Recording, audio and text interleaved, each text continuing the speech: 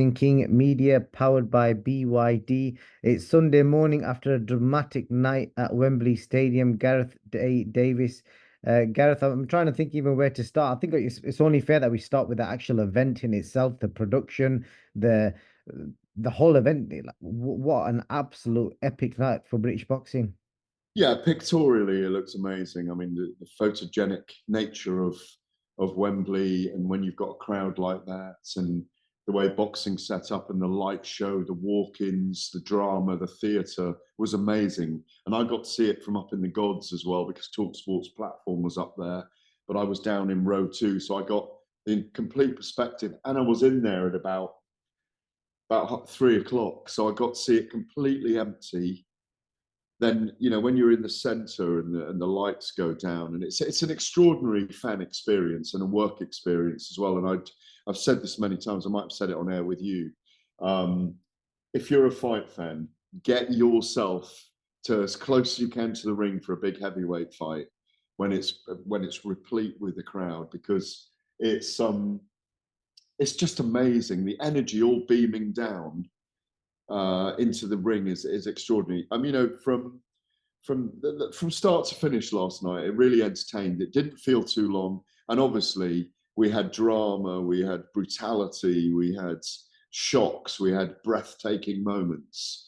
Yeah, the whole event was a massive success in my view, and I hear it was 98,000 in the end. Yep. What a statement for Riyadh season. We saw in the whole Riyadh logos everywhere. Do you think the British fans will can kind of now recognize what Riyadh's about? Because ultimately, this it was a statement to show that this is what they can do in Wembley. Imagine what they can do in their own country. The fans have just got to go out and see an event in Riyadh. Sure. Yeah, absolutely. And I think they will. And I think it's all an evolution. People love to moan and complain about things. We had a lot of complaints and moans early on about atmosphere in Riyadh, and it was taking away. It should be here for the British fans. Clearly, the Saudi Arabians have the desire to invest outside their country. For goodness sake, we had the Saudi Arabian national anthem last night. We had purple and green there a lot, which reflected. I don't know if you noticed that. There was the purple carpet. Obviously, is the world carpet. There was a purple about Wembley last night. As I say, we had the anthem sung by one of their great musical stars, I believe. I didn't know the guy before, but he's a musical kind of genius there. You know, the world's changing. It's all evolution, and it was a riveting success. I mean, it was a very long week. You talk about just last night. It was a really long. We haven't spoken all week because I've been under the auspices of the Telegraph and Talk Sports, and it was a rivetingly busy week, and it was late every day. It was as busy as we get in Riyadh when we're doing it. So I think it was a resounding success. The fights really delivered, and as I say, we got drama and theatre and breathtaking moments at the end. Yep. I'll start with Daniel Dubois. He walked into the arena about around maybe seven, half six, seven, and obviously the eyes were out there for Don Charles as if Don Charles was going to be there. He was there. I spoke to him briefly, and you could tell straight away that was a man recovery from either corona or some really bad cold. And that was evident to see. Yeah, I mean, I'd found out myself from Spencer Oliver's very close with Don, and he had spoken to Don. Don said he was staying away from Daniel, didn't want to give him a cold this week, and wasn't feeling well. Obviously, that's what happens in a big fight week. There's lots of conjecture. There's lots of debate about who said what, when, where, and why. And this is part of the drama of fight week, that people are looking for little storylines. There were storylines around Anthony Joshua last night, caught in traffic. Did he get there late?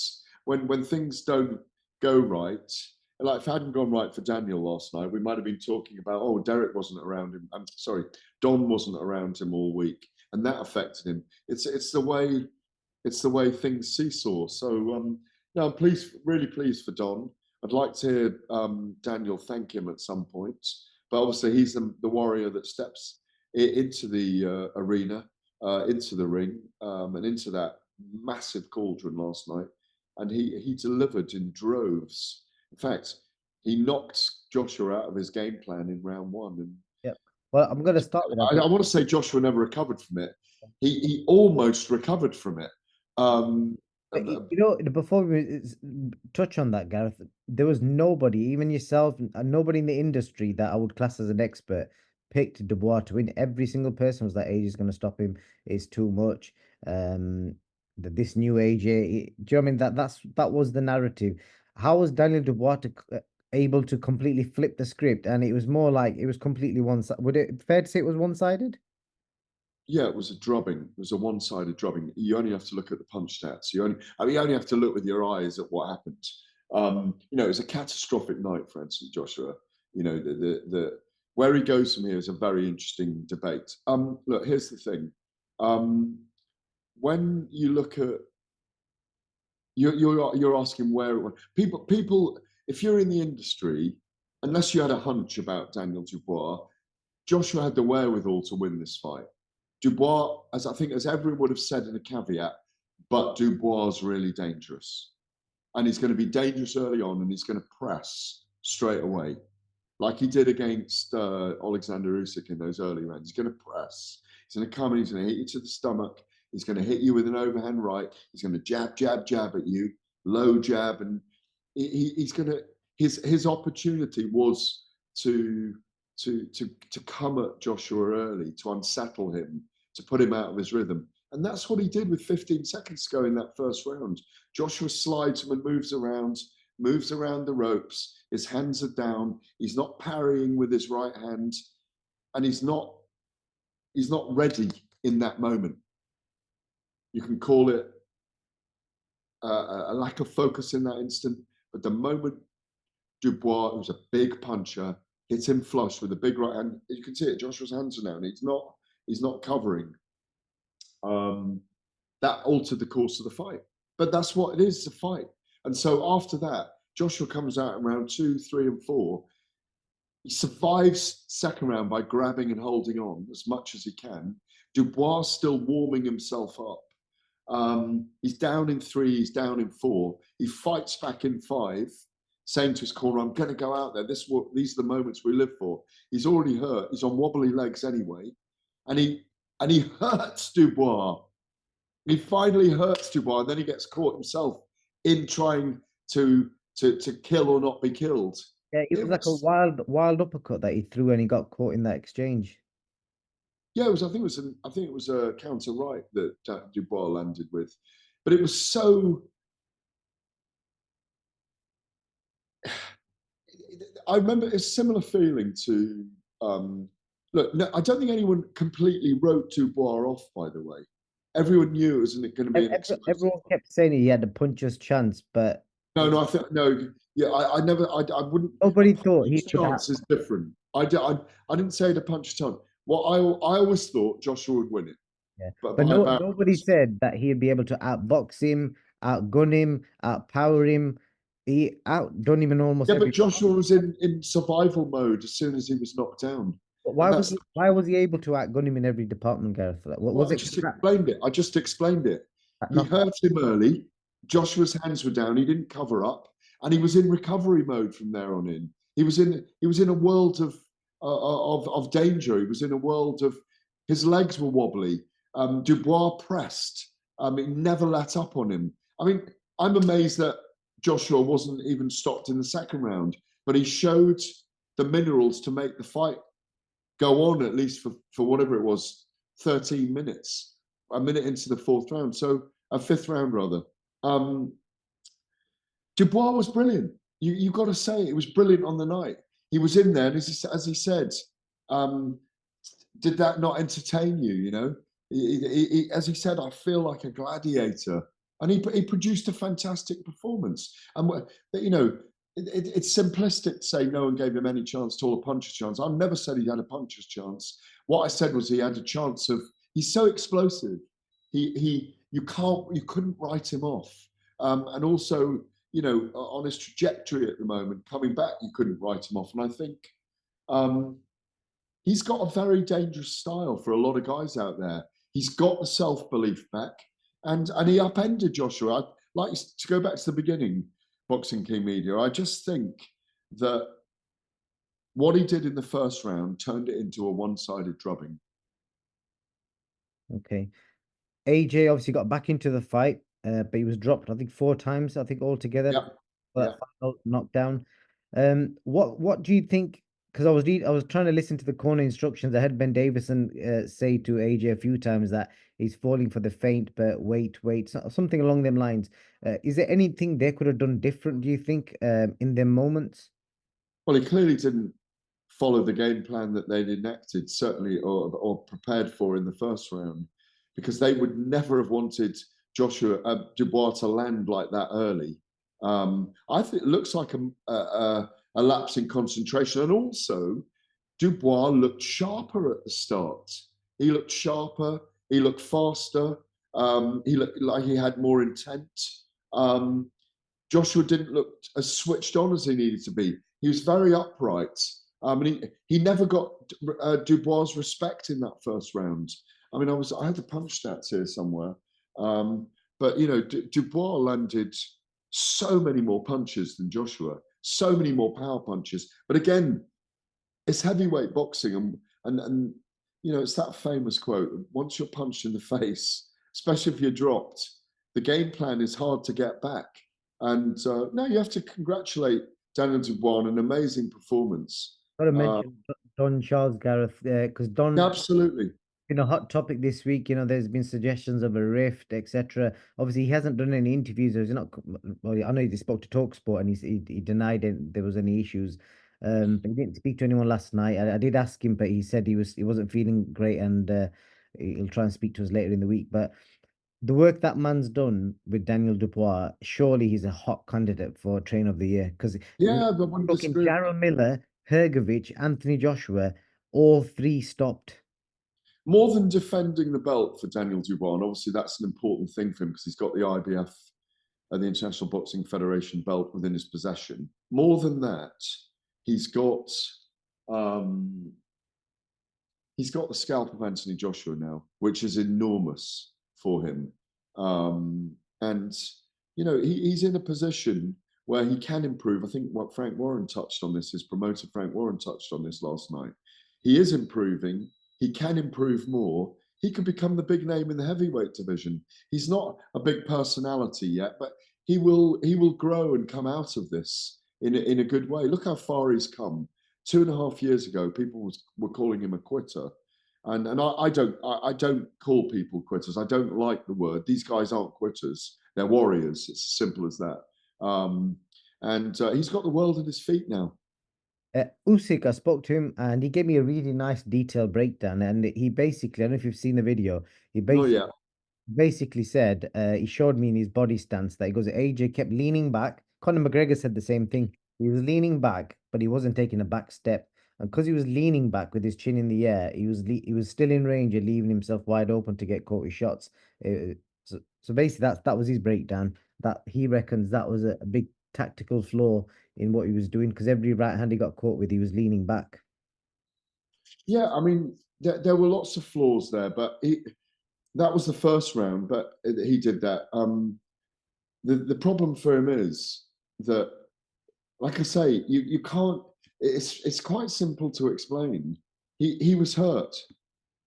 You know, he was hurt early, and he was in recovery mode from that point. He was scrambling. He was tying up. At least he had the wherewithal to tie up and keep the fight going. I think I recall a moment, and I haven't watched the fight back yet. And I was in row two, and I was writing about it and broadcasting at the same time.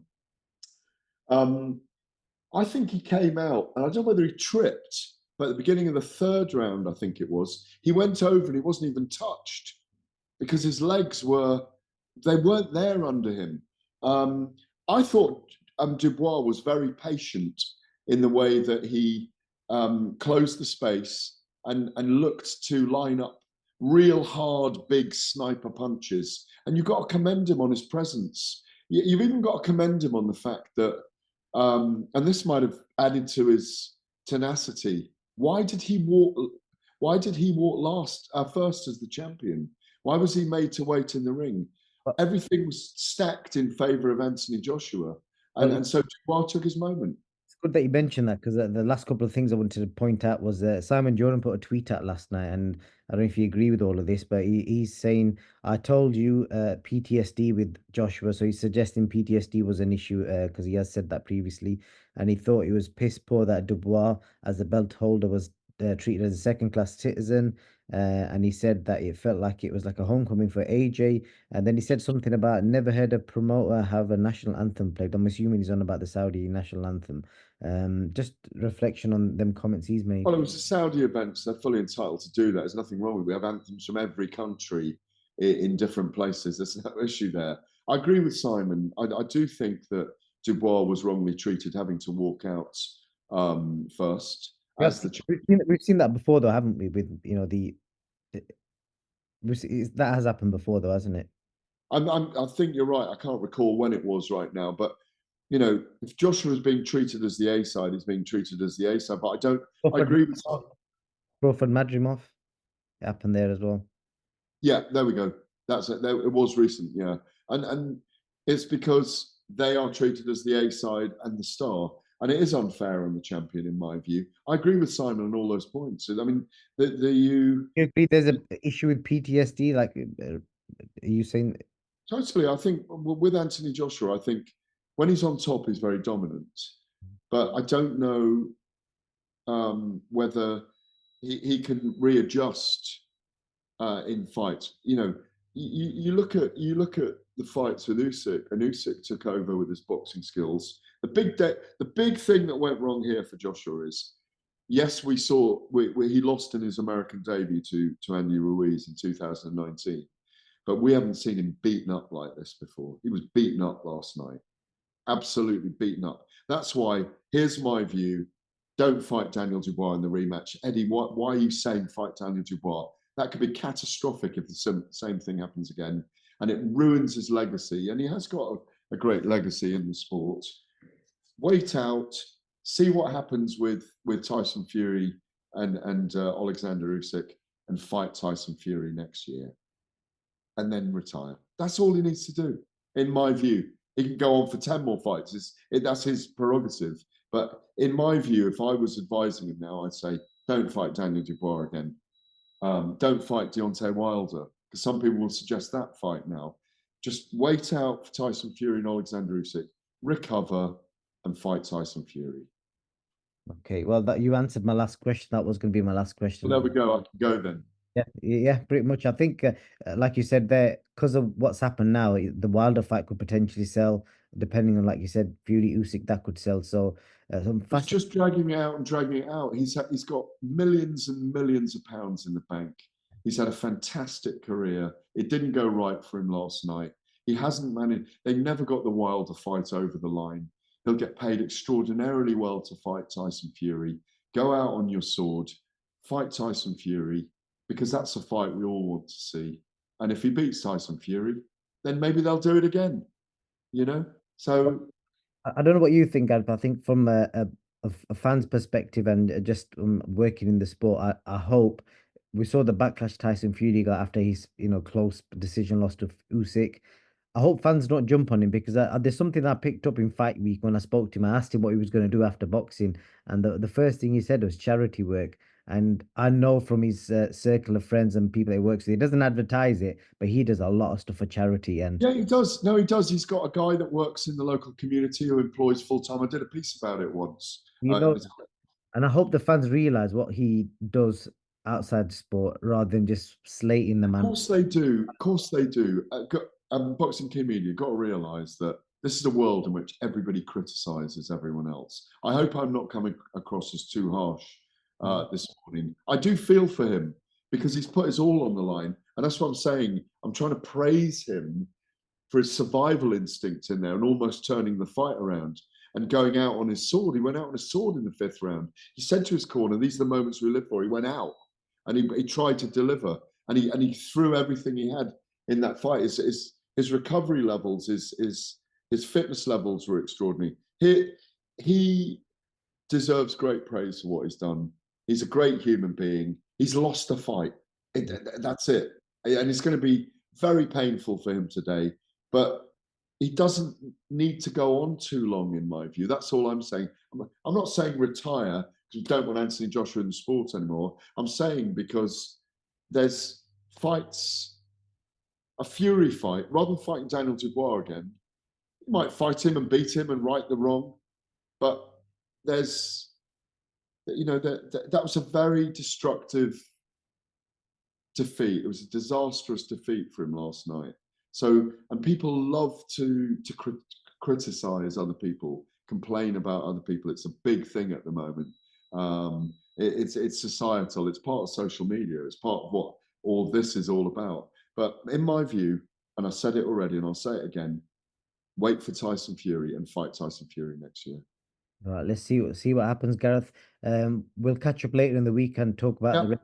rest of the card because I think this deserved a good 20 minutes in the main event. But thank you so much for your time, Gareth. You're And welcome.